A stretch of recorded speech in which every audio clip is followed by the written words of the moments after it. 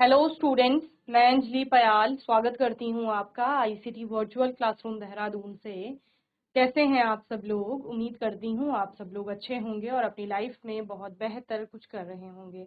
आज हम बात कर रहे हैं क्लास 9 के साइंस की। चैप्टर आपका यहाँ पर चल रहा है स्ट्रक्चर ऑफ द एटम, परमाणु की संरचना पर बात कर रहे थे। लास्ट सेशन में कुछ क्वेश्चंस पर हम लोगों ने यहाँ पर बात की जिनका आंसर करने का आपने प्रयास किया था। आज के सेशन में कुछ और प्रश्नों पर यहाँ पर हम बात करेंगे। ठीक है, चलिए एक बार क्विकली रिवाइज करते हैं उन क्वेश्चंस को। प्रश्न था आपका, कार्बन व सोडियम परमाणु में इलेक्ट्रॉनों का वितरण बताइए कोशों में। तो वो आपने बताया था 2-4 का इलेक्ट्रॉनिक डिस्ट्रीब्यूशन कार्बन में होता है और 2-8-1 का आपका सोडियम में देखने को मिलता है। ठीक है, if K and L shells of an atom are full then what would be the total number of electrons in the atom. यदि किसी परमाणु के व एल कोश पूर्ण रूप से भरे हुए हैं तो उस परमाणु में कुल कितने इलेक्ट्रॉन होंगे। तो के में क्योंकि मैक्सिमम आपके 2 ही इलेक्ट्रॉन आ सकते हैं और एल में मैक्सिमम 8 इलेक्ट्रॉन आ सकते हैं, तो 2 और 8 हो गया 10। तो टोटल नंबर ऑफ इलेक्ट्रॉन्स कितने होंगे? 10। ठीक है, चलिए next, what are the limitations of J Thomson's model of the atom. Thomson के परमाणु मॉडल की सीमाएं या फिर उसकी कमियां क्या थी। तो उन्होंने जो पॉजिटिव चार्ज का डिस्ट्रीब्यूशन बताया था ओवर द एटम परमाणु के ऊपर, वो सही नहीं था। बाद में एक्सपेरिमेंट से पता लगा कि धनावेश कुछ इस प्रकार से, पॉजिटिव चार्ज का ही डिस्ट्रीब्यूशन उन्होंने बताया था ना, तो धनावेश कुछ इस तरह से नहीं होता है परमाणु में जैसा थॉमसन ने बताया, बल्कि वो एक्यूमुलेट होता है या आप बोल सकते हैं छोटे स्थान में आपका स्थित रहता है, उस प्रकार से। ठीक है, और थॉमसन ने कुछ इस प्रकार से समझाया था। तो यही उनके मॉडल की सीमा थी। एक और क्वेश्चन था जो मैंने आपको होमवर्क में दिया था, what are the limitations of Rutherford's model of the atom. Rutherford के परमाणु मॉडल की क्या लिमिटेशन थी, क्या सीमा थी। तो रदरफोर्ड ने बेसिकली एक्सपेरिमेंट किया था मॉडल को बताने के लिए। उन्होंने एक एक्सपेरिमेंट किया, एक प्रयोग किया, जिस प्रयोग में उन्होंने क्या किया, सोने की पन्नी ली थी और उस सोने की पन्नी पर इलेक्ट्रॉनों की क्या की, बॉम्बार्डमेंट की। ठीक है ना।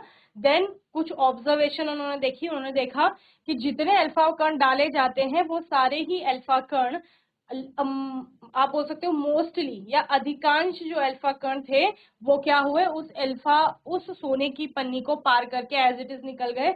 बहुत कम कणों में डिफ्लेक्शन वहां पर देखा गया और हार्डली एक कण ऐसा था, अगर 1000 कण डाले गए, जो कि जिस मार्ग से गया उसी मार्ग पर लौटकर वापस आया।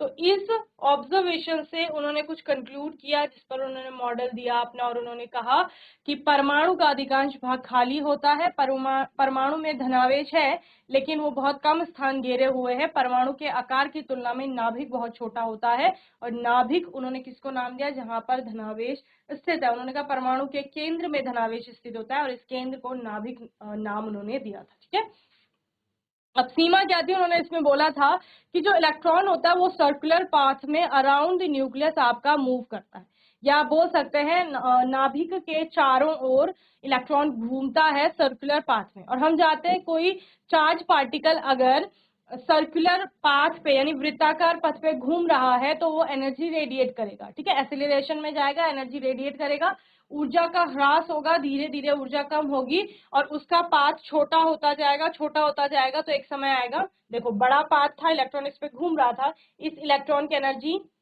कम हुई तो पाथ छोटा होता जाएगा, छोटा होते होते वो नाभिक के पास आता जाएगा और एक समय ऐसा आएगा कि वो नाभिक में गिर जाएगा। ठीक है ना, जब वो नाभिक में गिर गया उस केस में आपका नाभिक फिर पूरे एटम का अस्तित्व नहीं रहेगा।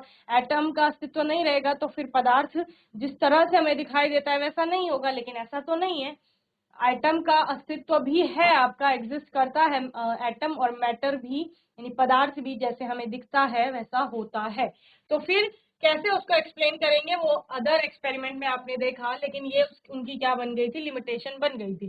तो according to Rutherford's model of an atom, the electrons are revolving in a circular orbit around the nucleus. Any such particle that revolves would undergo acceleration and radiate energy. The revolving electron would lose its energy and finally fall into the nucleus. The atom would be highly unstable, but we know that atoms are quite stable. ठीक है ना, क्या बोला, according to Rutherford's model of an atom, the electrons are revolving in a circular orbit.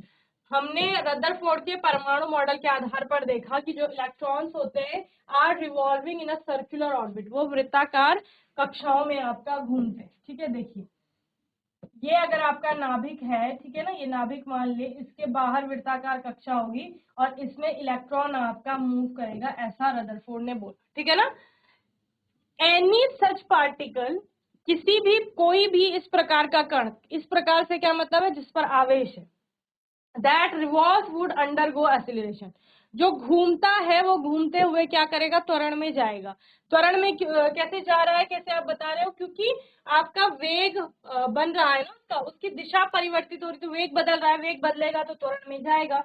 Undergo acceleration, जब वो त्वरण में जा रहा है, एंड रेडिएट एनर्जी, और ये कण क्या करेगा, ऊर्जा का, एच न्यू यानी कि एनर्जी, ऊर्जा को लॉस करेगा, या आप क्या बोल सकते हैं, उसकी एनर्जी, ऊर्जा खत्म होगी, धीरे धीरे ऊर्जा खत्म होगी, तो इसका जो ये पाथ था ये छोटा होता जाएगा इस प्रकार से, और एक समय आएगा वो इलेक्ट्रॉन यहाँ नाभिक में गिर जाएगा, energy, and finally fall into the nucleus, और अंत में वो नाभिक में गिर जाएगा। The atom would be highly unstable, और उस केस में, उस कंडीशन में या उस स्थिति में आपका क्या होगा, जो एटम होगा यानी कि परमाणु, वो हाईली अनस्टेबल हो जाएगा, यानी कि अस्थायी हो जाएगा।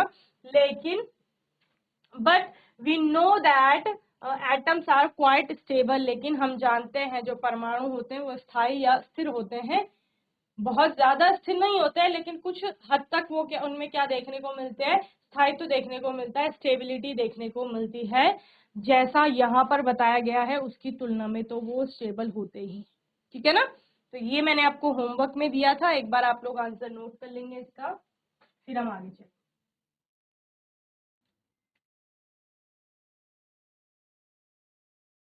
Describe Bohr's model of the atom, Bohr के परमाणु मॉडल की यहाँ पर व्याख्या करनी, डिस्क्राइब करना है, समझाना है कि क्या होता है बोहर का एटॉमिक मॉडल। क्योंकि हम इसको पढ़ चुके हैं, बोहर का मॉडल आपका क्या था, जहां पर उन्होंने इलेक्ट्रॉनों के स्टेशनरी जो ऑर्बिट्स होती हैं उनकी बात की थी, या ऊर्जा स्तर होते हैं उनके बारे में उन्होंने बताया था। फिर उनको, उनके लिए उन्होंने पर्टिकुलर डेजिग्नेशन दिया था, अलग अलग जो आपके मॉडल में अलग अलग जो ऊर्जा के स्तर हैं उनके लिए उन्होंने अलग अलग डेजिग्नेशन यहाँ पर दिया था। बोहर के परमाणु मॉडल में atom has nucleus in the centre, ये हमें पता है, जो कि रदरफोर्ड के मॉडल में भी हम देख चुके हैं कि परमाणु का जो सेंटर है, केंद्र है, वहां उसको नाभिक कहा जाता है, वो नाभिक है। Electron revolve around the nucleus, electron जो होते हैं वो नाभिक के चारों ओर घूमते हैं या चक्कर लगाते हैं। Certain special orbits known as discrete orbits of electrons are allowed inside the atom. Okay, उन्होंने क्या बोला है, सर्टेन स्पेशल ऑर्बिट, नाभिक के जो बाहर है वहां पर कुछ पर्टिकुलर आपका विशेष क्या है, वहां पर ऑर्बिट्स हैं, कक्षाएं हैं, and electrons are allowed inside the atom. Okay, और इलेक्ट्रॉन्स यहाँ पर पाए जाते हैं, आप बोल सकते हैं उन अलग अलग ऊर्जा स्तरों में, या फिर उन जिनको स्पेशल ऑर्बिट्स कहा जा रहा है। While revolving in discrete orbit the electrons do not radiate energy, उन्होंने बोला जब इलेक्ट्रॉन रिवॉल्व करता है तो उस दौरान वह ऊर्जा को रेडिएट नहीं करता है, बल्कि ऊर्जा को विकिरित नहीं करता है। दीज ऑर्बिट्स और shells are called energy levels, इन कोशों को या कक्षकों को क्या कहा जाता है, ऊर्जा स्तर यहाँ पर कहा जाता है। ठीक है ना।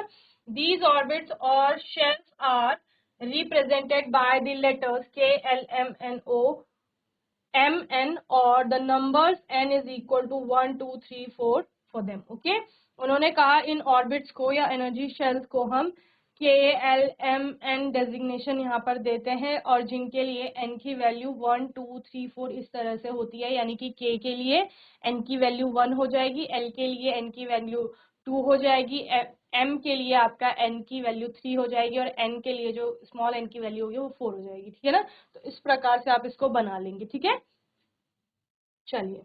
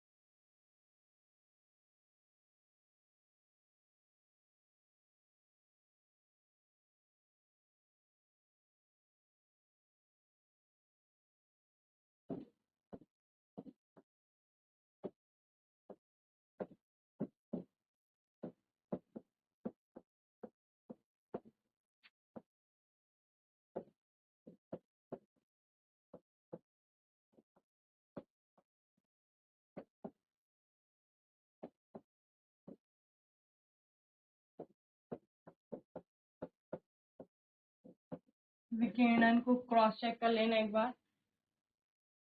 एंड दीज ऑर्बिट और shells are called energy levels.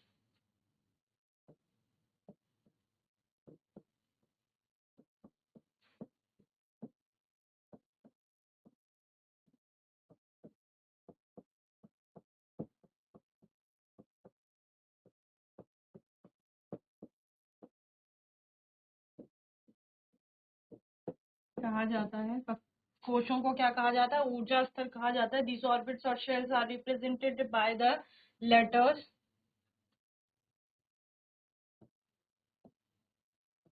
इन कोशों को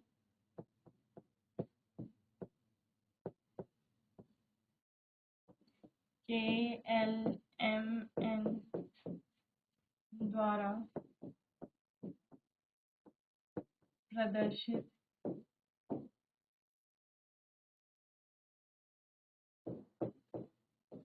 करते हैं, जिनके लिए n is equal to 1 2 3 4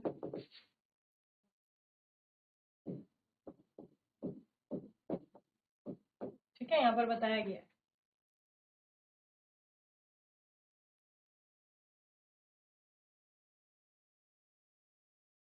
Next question is compare all the proposed Bohr's model of an atom given in this chapter।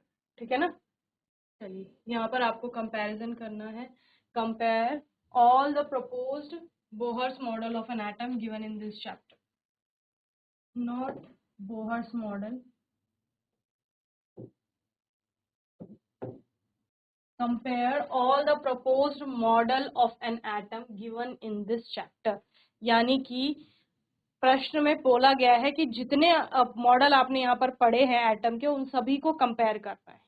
ठीक है, चैप्टर में आपने जितने भी क्या पढ़े हैं, मॉडल पढ़े, तो सभी परमाणु मॉडल की तुलना कीजिए। ठीक है ना? तो इस चैप्टर के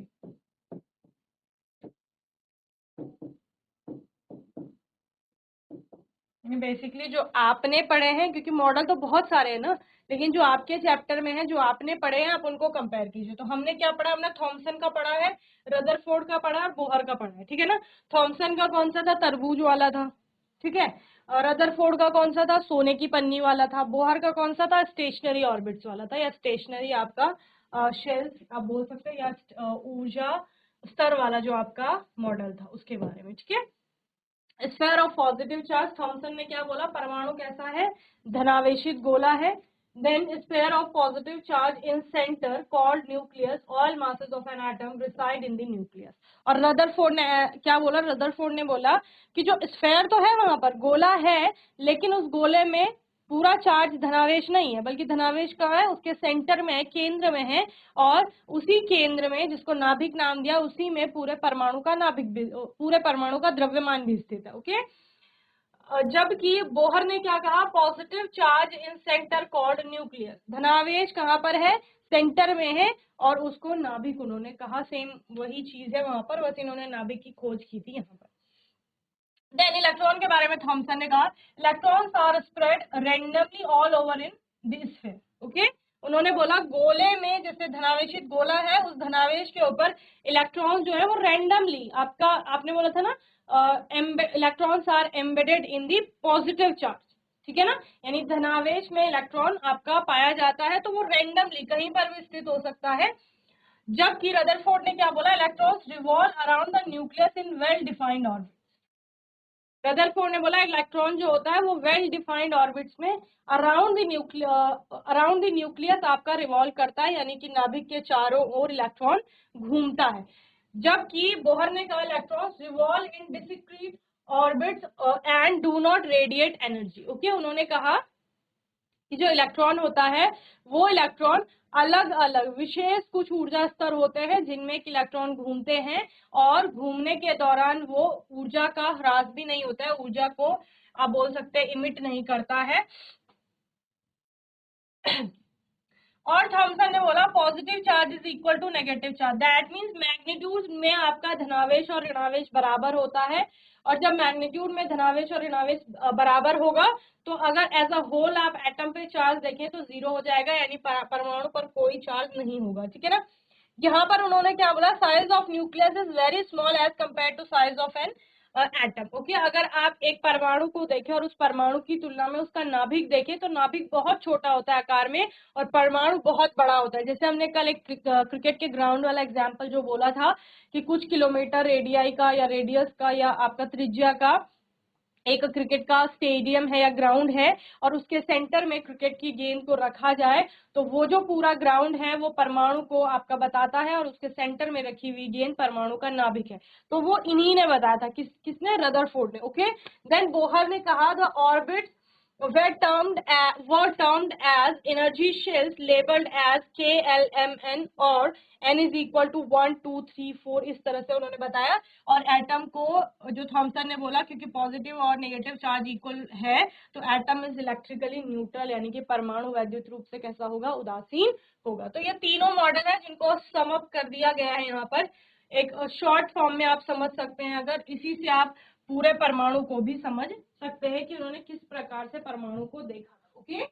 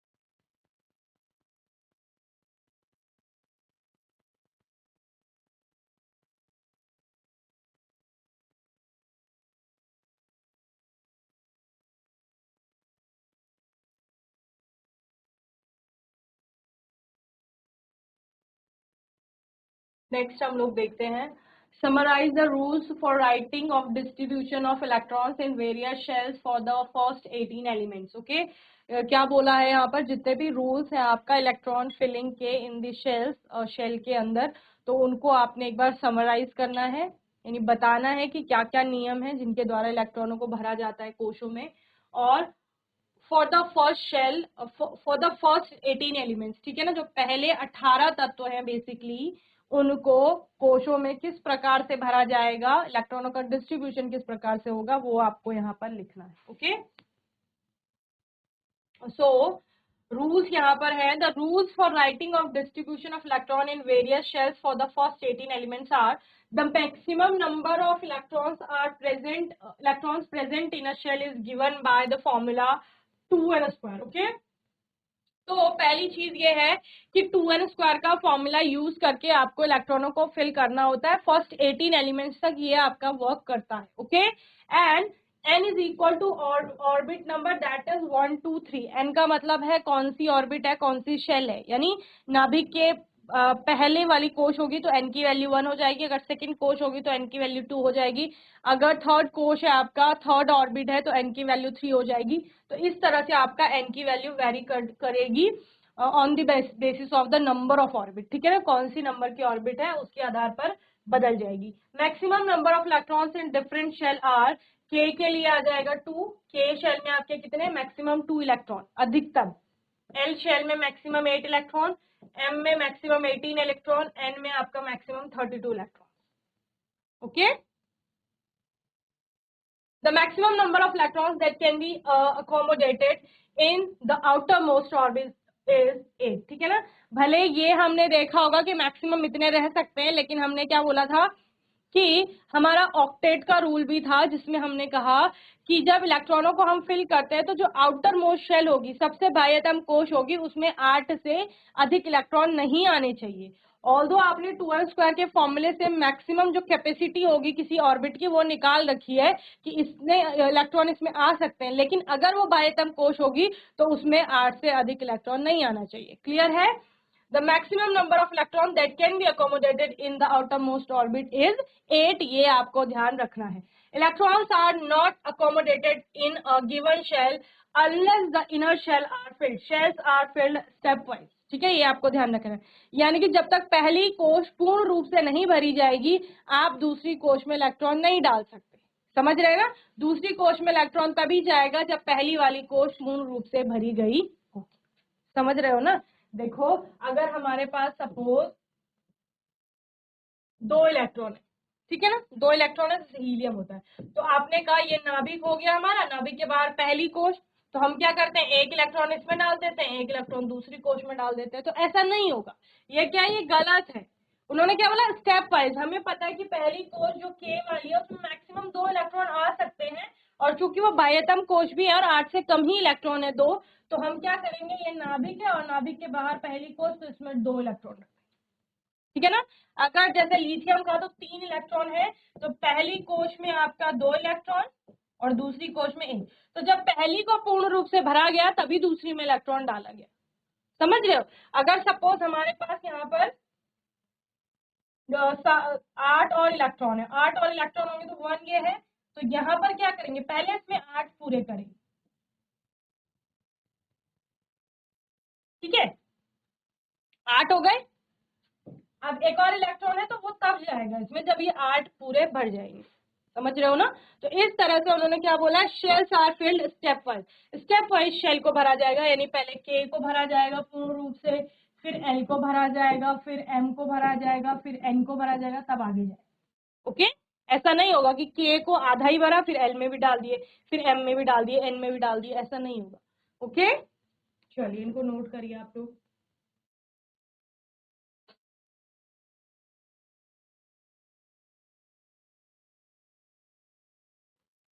चलिए, नेक्स्ट है define valency by taking example of silicon and oxygen. Silicon और ऑक्सीजन का एग्जांपल लेके आपको वैलेंसी को डिफाइन करना है कि संयोजकता क्या होती है। तो संयोजकता बेसिकली कंबाइनिंग कैपेसिटी यानी संयोजन क्षमता होती है किसी भी परमाणु की। ठीक है ना, यानी उसको अपना ऑक्टेट पूरा करने के लिए कितने इलेक्ट्रॉनों की साझेदारी करनी पड़ी है, कितने इलेक्ट्रॉनों को दान करना पड़ रहा है, कितने इलेक्ट्रॉनों को ग्रहण करना पड़ रहा है, वो उसकी क्या है, वैलेंसी होगी। सिलिकॉन और ऑक्सीजन का आपका एग्जांपल दिया गया है, तो इनकी वैलेंसी यहाँ पर कितनी होगी। Valency is the combining capacity of an atom. ठीक है ना, आपका संयोजकता क्या है, कंबाइनिंग कैपेसिटी है या संयोजन क्षमता जिसे आप बोलते हैं किसी भी परमाणु की, वही है। Atomic number of oxygen is 8। 8 atomic number है तो इलेक्ट्रॉनों की संख्या भी 8 होगी, तो जबकि सिलिकॉन का कितना है, 14 है। ठीक है ना, and electronic configuration of oxygen is 2 6, यानी कि किस प्रकार से होगा, ये नाभिक हो गया। पहली कोश में ऑक्सीजन के 2 हैं और दूसरी कोश में कितने होंगे? यहाँ पर 8 होंगे, इस प्रकार। ठीक है, दूसरी कोश में 6 होंगे, टोटल 8 है ना, तो पहली में 2 आ गए, दूसरी में 6 होंगे। अब अगर सिलिकॉन की बात करें, इलेक्ट्रॉनिक कॉन्फ़िगरेशन ऑफ सिलिकॉन, तो यहाँ पर 14 उसका एटॉमिक नंबर है, तो 284 का क्या आएगा? यहाँ पर कॉन्फ़िगरेशन आपको देखने को मिलेगा।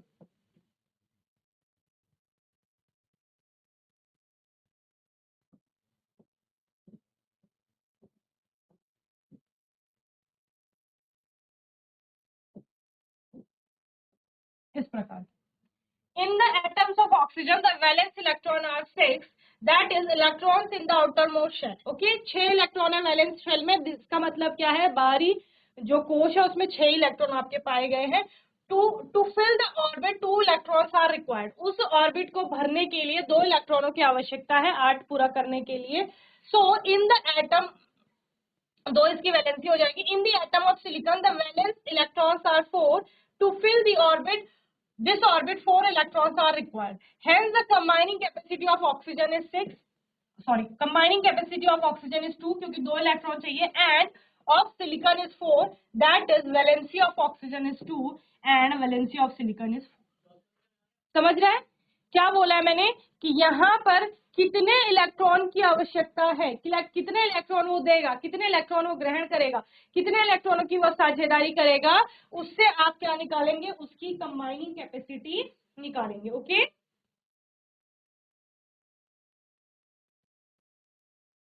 ओके, तो यहाँ पर अगर ये 4 इलेक्ट्रॉन इसको और मिल जाए सिलिकॉन को, तो ये अपना ऑक्टेट कंप्लीट कर लेगा। इसको 2 इलेक्ट्रॉन मिल जाएंगे तो ये भी अपना ऑक्टेट पूरा कर लेगा। तो अगर हम वैलेंसी की बात करें तो ऑक्सीजन की वैलेंसी 2 है क्योंकि उसकी कंबाइनिंग कैपेसिटी 2 है। वैलेंसी ऑफ सिलिकॉन 4 है क्योंकि उसकी कंबाइनिंग कैपेसिटी 4। क्लियर है? चलिए, तो मैं उम्मीद करती हूँ आज का सेशन आपको समझ में आया होगा। आज के सेशन में हमने क्या किया है, यहाँ पर जो भी आपका चैप्टर 4 से रिलेटेड क्वेश्चन आंसर्स थे उनके बारे में बात की है, और उस चैप्टर में आपके जो भी क्वेश्चन आंसर्स थे वो हमने देखे, रिवाइज करे बेसिकली, क्योंकि रिवीजन यहाँ पर आपके चैप्टर्स का चल रहा है। इन प्रश्नों को अच्छे से आप लोग पढ़ लेंगे, कोई भी डाउट होगा, क्वेश्चन होगा, आने वाले सेशन में आप लोग पूछ लेंगे। और तब तक के लिए आईसीटी वर्चुअल क्लासरूम से जुड़ने के लिए धन्यवाद।